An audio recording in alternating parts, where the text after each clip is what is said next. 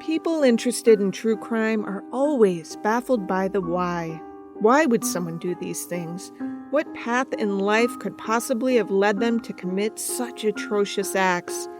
In this podcast, we aim to explore the upbringings and backgrounds of some of history's worst criminals, but with a twist. Because we want you to set aside what you already know about them, we won't use their names until the end of the show, so you can listen anew and hopefully get insight into the question that haunts us the most. Why did they do it? Join us as we explore the catalyst.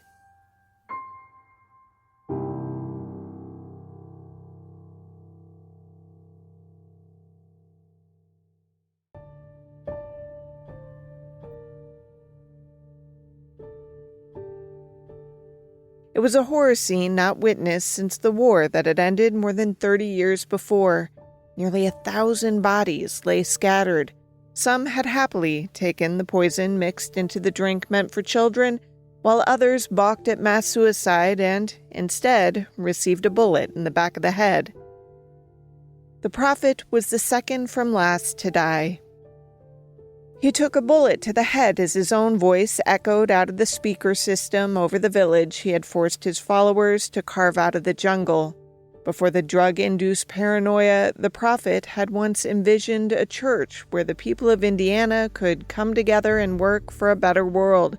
But it all ended in the jungles of Guyana, surrounded by the speakers still projecting the prophet's voice through the trees. Some of you are surely high-fiving yourselves already because you know who the prophet is, but in truth, I doubt you know much more than his name. Let's test that theory. The prophet was born May 13th, 1931 in eastern Indiana.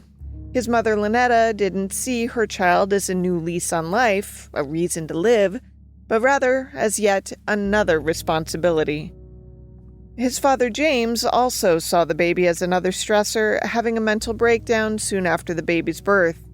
James required months of hospitalization in the nearby town of Oxford, Ohio, after which a doctor described him as nervous, emotional, and irritable. He would eventually be sent home. According to Jeff Gwynne in his book The Prophet, James would require periodic visits for more treatments. Lynetta didn't help much on that front. She judged her husband as weak, having succumbed to his mental issues. Jeff Gwynne describes Lynn, Indiana as a close-knit town where everyone knew everyone else's business, where no one locked their doors and everyone minded each other's children. Even so, one of the largest organizations in the town was the Ku Klux Klan. But unlike the American South, there weren't enough black people in Lynn for there to be much racial violence. Instead, the Klan focused on other issues like better public education and prohibition. By the time the prophet was old enough to attend Lynn's public schools, they had such a reputation for excellence that delegations from Canada, China, and other U.S. states visited the small town to observe their programs. The townspeople expected Lynetta and James to conform to the ways of the town, going out of their way to help the couple. They found work for James where they could, non-strenuous work that he would be able to do with his disability. But Lynetta rarely spoke to anyone, even while she was out shopping on a Saturday or attending the Wednesday night community movie. Many in Lynn felt that she was acting superior, snubbing her nose at those she believed to be inferior. She would later say she simply didn't have anything to talk to them about and saw nothing on which to build friendships. Forced, however, to spend time with her husband's family, she felt resentment building up within her. She would conjure fantasies where she could best her so-called enemies with her wit and courage. And who was her only audience for her outlandish fantasies? Why, that'd be her only son, the prophet.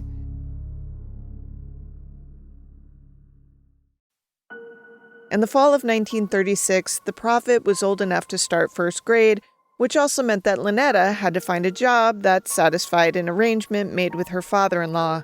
She found a job at a glass factory, spending all of her off time raging at the indignity of having to work while her husband sometimes spent his days at the local pool hall. The prophet tried to invite friends to his house, but most soon left, scared by the oppressive atmosphere. Rather than spending time at home, the prophet, unsurprisingly, spent most of his time roaming the streets of Lynn. This wasn't unusual in the early 1930s, when little boys would often run around sparingly supervised as they found stuff to do and fill their days. When school started, they were given their brown bag lunches and trusted to walk to and from school. According to Jeff Gwynn, parents didn't worry because the adults in the area worked together to keep a cooperative eye on the town's children. The prophet's first playmates were his cousins, with 2 sets of aunts and uncles living on the same street. But once he started first grade, he was forced to spend even more time outside, as Lynetta refused to allow him in their house until she came home from work. This overly harsh rule soon became known around town, and homes opened their doors to the little boy. Rather than going to his relatives' homes, he wandered the streets until the ladies of the town invited him into their homes for snacks and even full meals. He swore to each of them that their meals were the most delicious he had ever tasted, leading each lady to feel like she had created a bond with the little boy. This was particularly true for Myrtle Kennedy, the first lady of Lynn's Nazarene Church. Standing at 6'2" Myrtle took her faith very seriously and took every attempt to convert people to her faith. While often the zealot, she was also renowned for cooking and baking for the unhoused people who entered the town on the railroads during the Depression. When the prophet appeared on her doorstep, she sensed the potential for conversion. Before meeting Myrtle, he hadn't attended church. She served scripture along with slices of pie, and she was thrilled when he began quoting passages back to her. Soon he accompanied her to church each Sunday. Lynetta didn't care. It was less for her to worry about on Sundays. She was also okay when the prophet began to spend random nights with Myrtle and her family. Privately, he began to call Myrtle Mom. The prophet loved Sunday mornings and going to church. He had an amazing ability to remember everything he heard, especially passages from the scripture. After a few weeks, he could repeat long passages verbatim, causing Myrtle to believe she had truly saved his soul for Jesus. She was disappointed when he voiced his desire to explore other denominations in town. The prophet began attending revival meetings of other faiths that the town's churches hosted. He listened to the Methodist preacher, the Quakers, and the Disciples of Christ. He would join them all over the next few years, either swearing allegiance or being baptized in each one. The people of Lynn found that to be just as odd as his parents' behavior, but in a more positive way. At least he was going to church, they whispered to each other. Now, one might expect Myrtle Kennedy to be crushed or even betrayed by the prophet when he began attending and being baptized in other churches.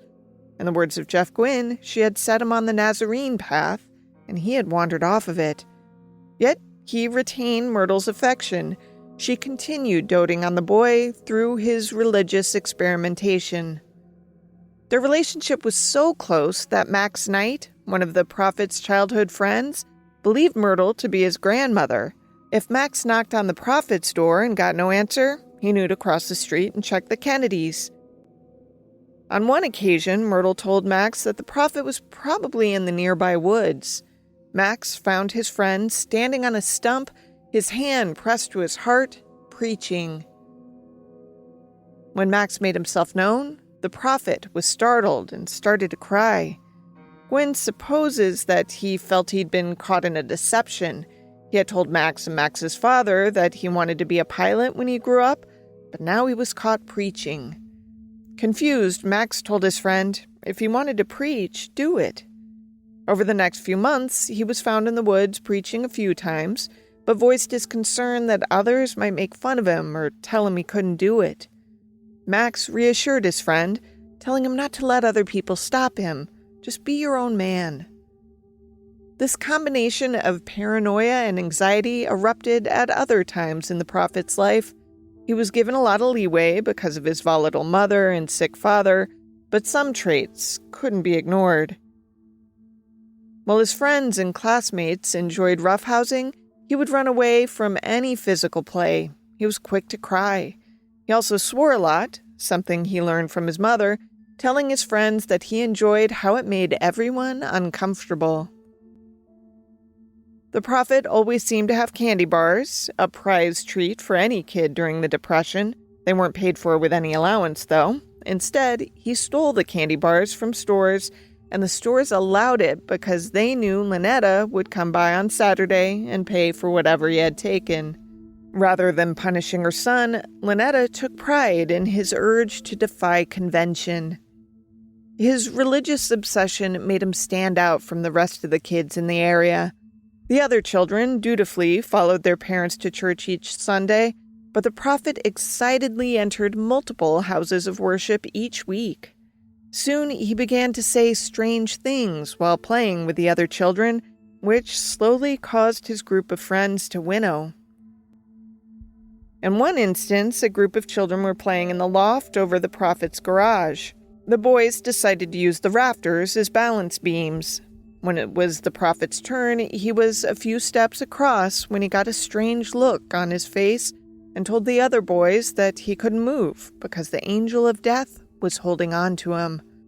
All three boys balanced precariously until he told him the angel had let him go and he could move once again.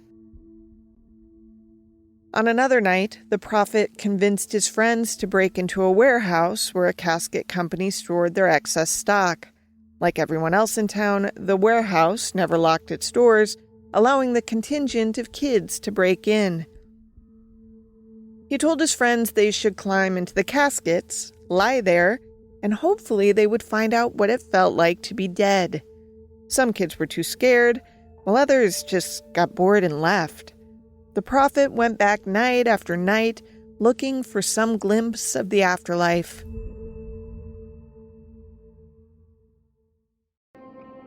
Combining his love of preaching with his fascination with the macabre, he soon began hosting funerals for animals around town.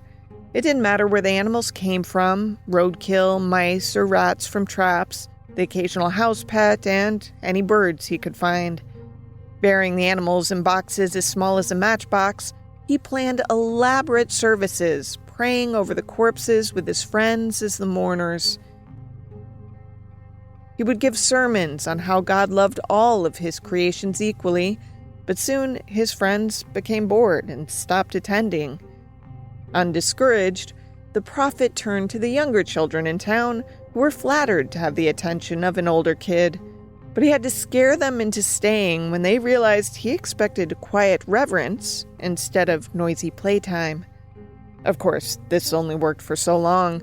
When he couldn't find an audience for his funerals, he would perform them by himself, even during recess at school. The prophet was 10 when the United States entered the Second World War. While the town of Lynn bedecked every building with red, white, and blue, he was fascinated with the Nazi regime. Their straight lines of soldiers, goose-stepping, and Union mesmerized him. He studied Hitler, especially how the German leader stood in front of immense crowds for hours, keeping his listeners engaged the entire time. To him, he saw himself in the Führer, a poor boy who had risen to lead a nation that had taken over a continent.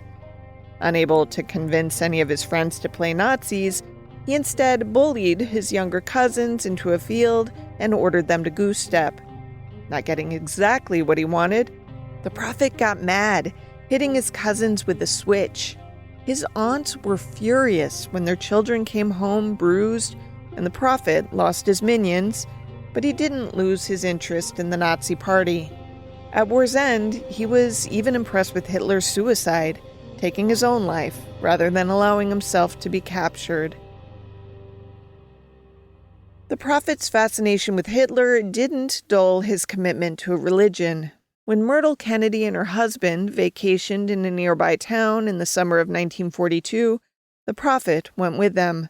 The Kennedys rented part of a big house where the prophet met 10-year-old Lester Wise, who became his best friend that summer. They both attended a Pentecostal church and went to Bible study 3 or 4 times a week.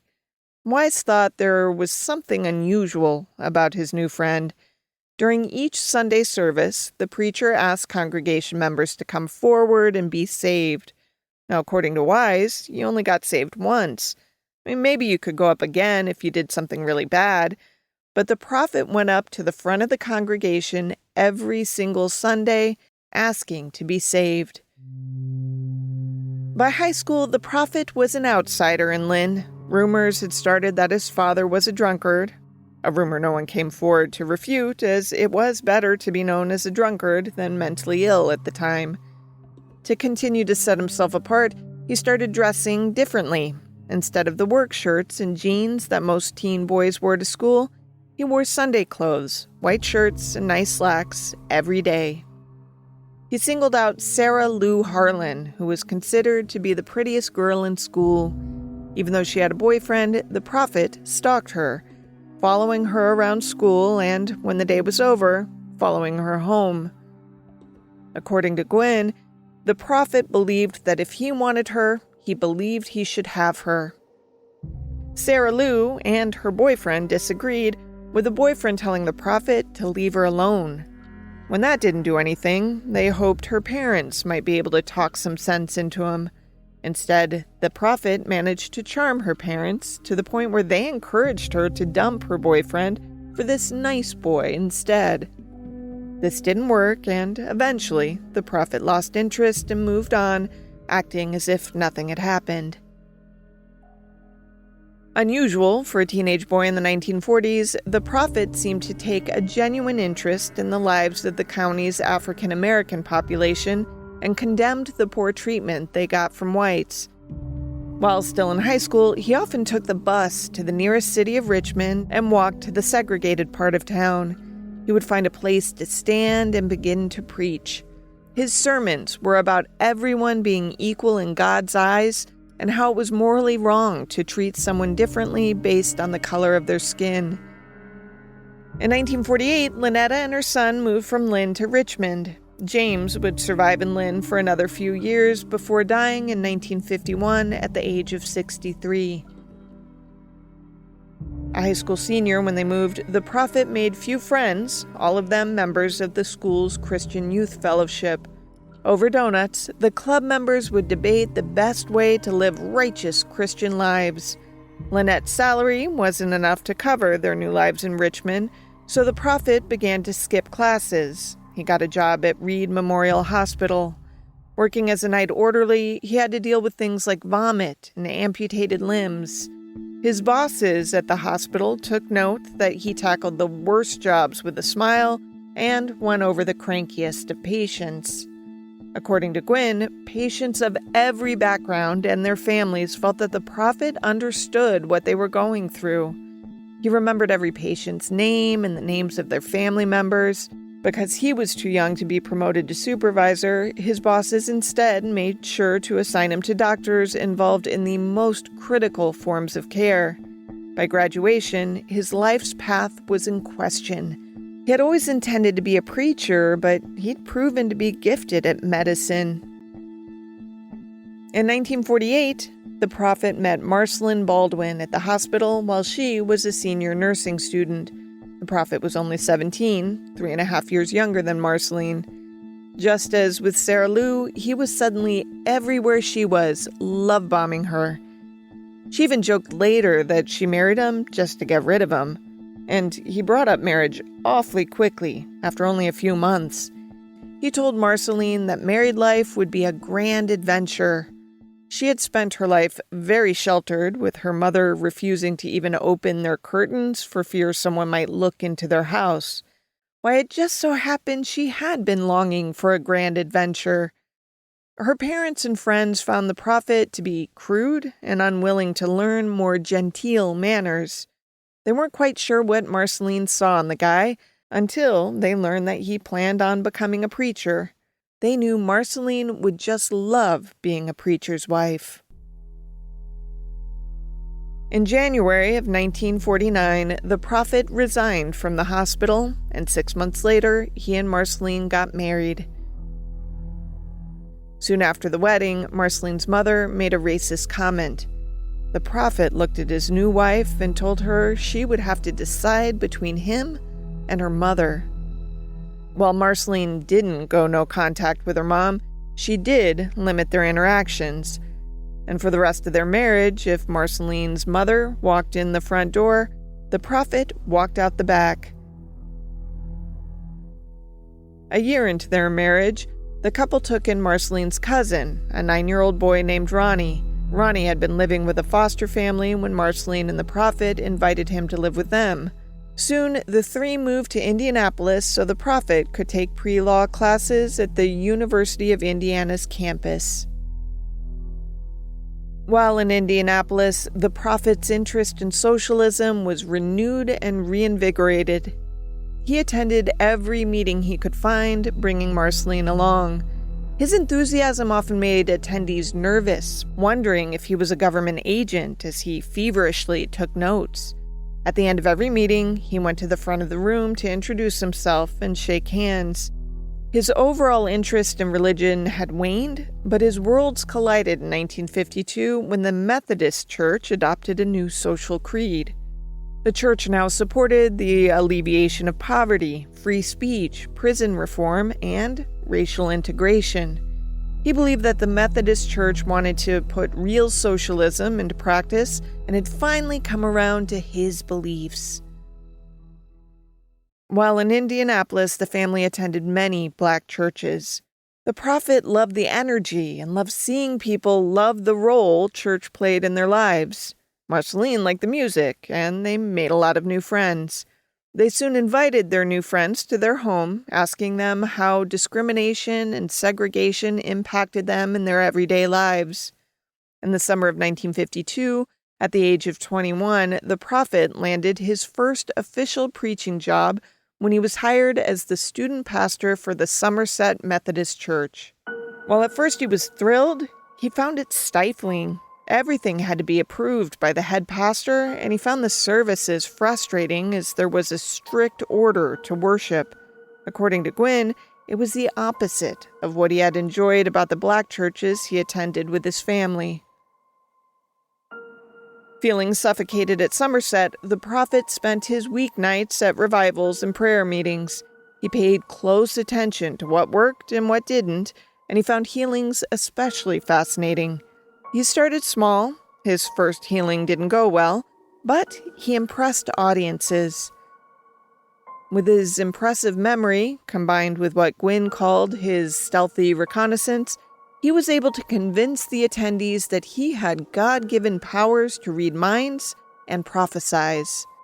As his success in the revival circuit grew, so did his frustration with his day job at Somerset Methodist. The congregation remained lily-white and entirely resistant to his message of integration. The prophet would say it was his attempts to integrate that eventually caused his dismissal from Somerset in early 1954, but former congregation members interviewed by the FBI accused the former student pastor of lying and stealing funds. After separating from Somerset Methodist, the prophet and Marceline began their own storefront church called Community Unity, with the help of Quaker Ron Haldeman. His target audience was Indianapolis's inner-city black population, but he had to figure out how to offer something that their churches didn't. He soon bragged to Haldeman that his church had 24 members, with more joining each week. Skeptical, Haldeman decided to see for himself.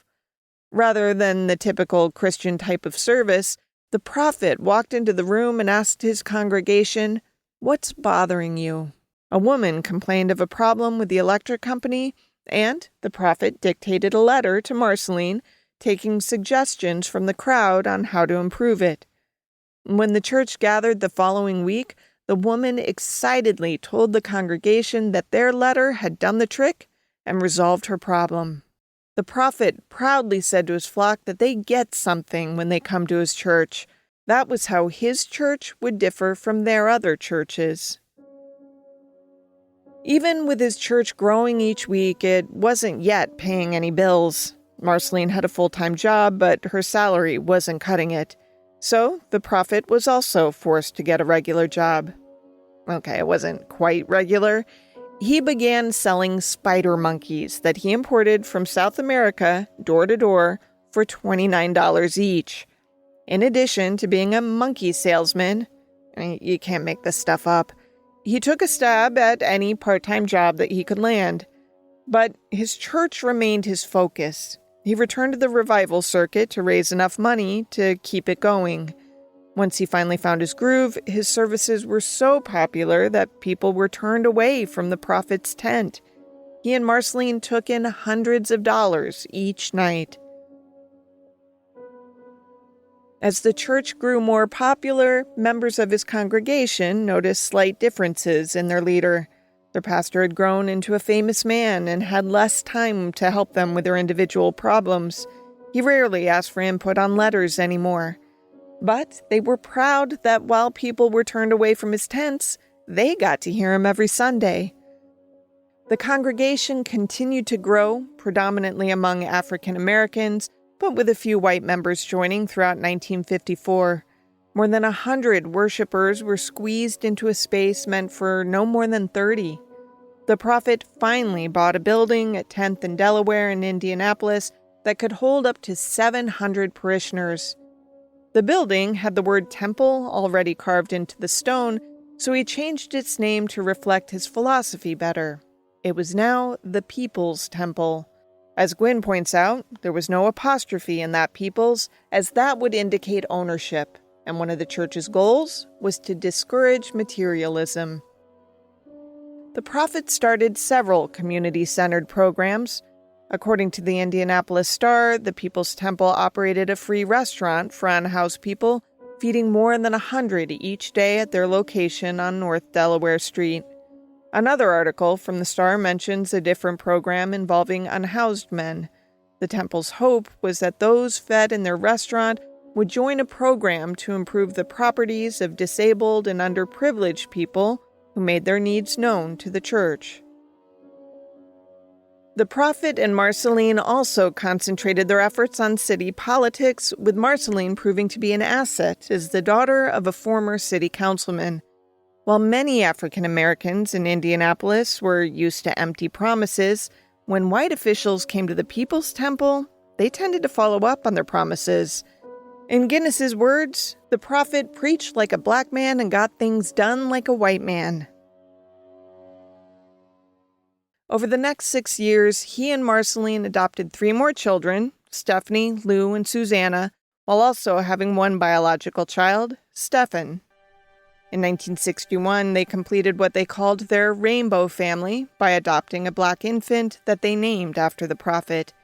In the same year, he was named the director of the Indianapolis Human Relations Commission, surprising everyone when he introduced rapid and radical changes. He still maintained his church duties, often working into the wee hours of the morning to meet all of his obligations. He was high-profile enough that surely he could have asked for help, but he refused to delegate any power to someone else. Anytime someone offered, paranoia reared its ugly head, causing him to believe they were trying to take everything away from him. By the end of 1961, the city was significantly more integrated than before the prophet began his campaign. And while some people pointed to his church as part of the catalyst for that change, the prophet only saw his failures. Some private businesses had integrated in terms of customers, but he wanted them to better integrate their workforce as well. During a lunch with his old school friend, Max Knight, the prophet surprised Max by admitting he wanted to move his ministry to where he felt he could do real work. To that end, he set his sights on California. Like most Americans in the early 1960s, the prophet and his family were worried about the possibility of nuclear war with the Soviet Union. An article in the January 1962 issue of Esquire titled 9 Places to Hide listed the 9 places in the world that were safest in the event of a nuclear holocaust. According to the article, the safest place in the U.S. was Eureka, California, a landlocked city of nearly 30,000 people that sits 283 miles north of San Francisco. The prophet and Marceline first tested a site in Brazil, but they floundered there, as did their church back home. Returning to Indianapolis, he first had to reestablish himself with his congregation. Many had left, and they had to downsize to a smaller building. He eventually returned to the revival circuit to recruit new members. Once he felt ready, he sent scouts ahead, with one settling in Ukiah, about halfway between Eureka and San Francisco and outside the fallout zone. It looked like the perfect spot for his congregation. Now he just had to convince everyone to follow him from Indianapolis to their new home. The members who were left were die-hard believers in the prophet, and many had a personal connection to him. He drew on those connections to manipulate them, most of them older black women, to follow him to California. He told them that it was time to give back to him for everything he had done for them. If that didn't work, he figured out what would entice them more: California's warm weather or its progressive politics. The final Indiana service of the People's Temple was in the early summer of 1965, with roughly 90 members of the congregation agreeing to follow him to Ukiah. But things there were much different than they expected. Ukiah wasn't a small-sized city like Eureka. It was a small town. When the predominantly black caravan arrived, the white residents didn't want them there. The tactics the prophet had used in Indianapolis didn't work to woo the local leaders of the small town, and he couldn't seem to ingratiate himself with the locals. While they weren't able to connect to the outside community, the prophet's control over his flock grew stronger. As they became more isolated, he told his followers who they could and could not marry, and with whom they could have sex. Many of the women in the group were forced to have abortions at the prophet's direction. Ukiah allowed them isolation and protection from nuclear fallout, but the prophet became convinced he had to move his congregation to San Francisco. He returned to the revival circuit, this time on the West Coast, to find more followers. In one event in 1970, he claimed to heal a man of his cancer and recruited 200 new members that night. By 1973, the People's Temple boasted more than 2,500 members. The prophet was becoming a name in Bay Area politics, even meeting with national politicians like Walter Mondale and Rosalind Carter on multiple occasions. But not all was well behind the scenes. Several investigations had been opened against him and against the People's Temple. Many looked to debunk his miraculous healings, while many others wanted to expose the abuse that was rapidly becoming normal within the community. As if that weren't bad enough, the prophet began to use drugs while in California, which only heightened his mood swings and paranoia. Convinced he was losing control of his congregation, he prepared to escape the mounting threats altogether. By December 1974, the first congregates arrived in British Guiana to begin their new settlement, far from the prying eyes of the United States government. The entire group arrived in teams, each tasked with clearing the jungle, building houses, and everything else needed to prepare the property for long-term settlement. The majority of his followers had arrived in the South American country by the fall of 1977. While the point of moving to Guyana was to escape the possibility of government raids, the prophet was increasingly paranoid that raids were coming nonetheless. His drug use heightened his concern, causing him to prepare his flock for the worst-case scenario.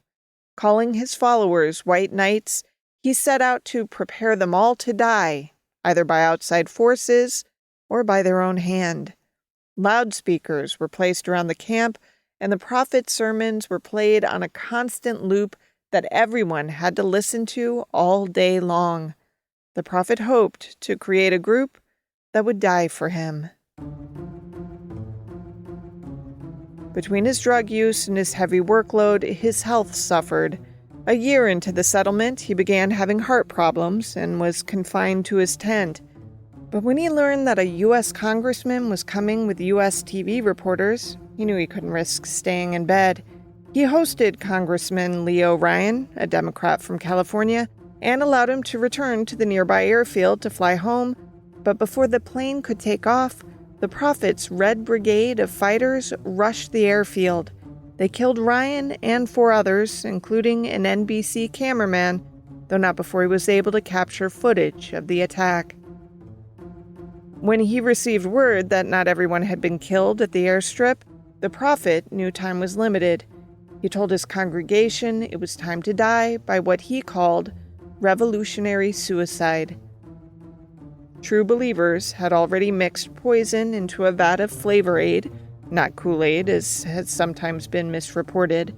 After the Prophet gave them a nod, the adherents began to hand out cups with the poisoned, grape-flavored drink to all residents.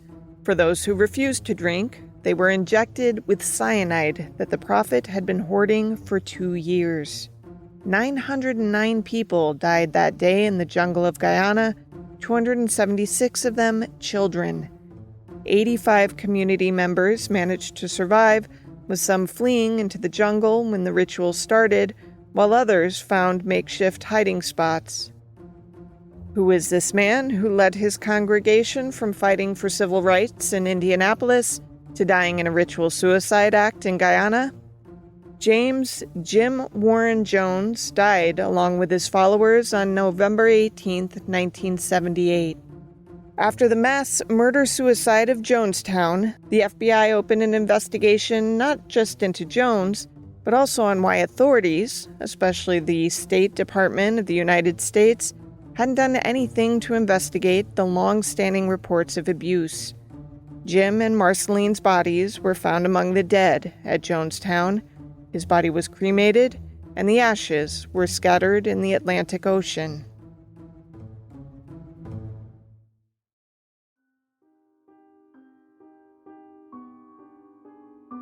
To research this episode, historian Jen Erdman relied largely on the book The Road to Jonestown, Jim Jones and People's Temple by Jeff Quinn.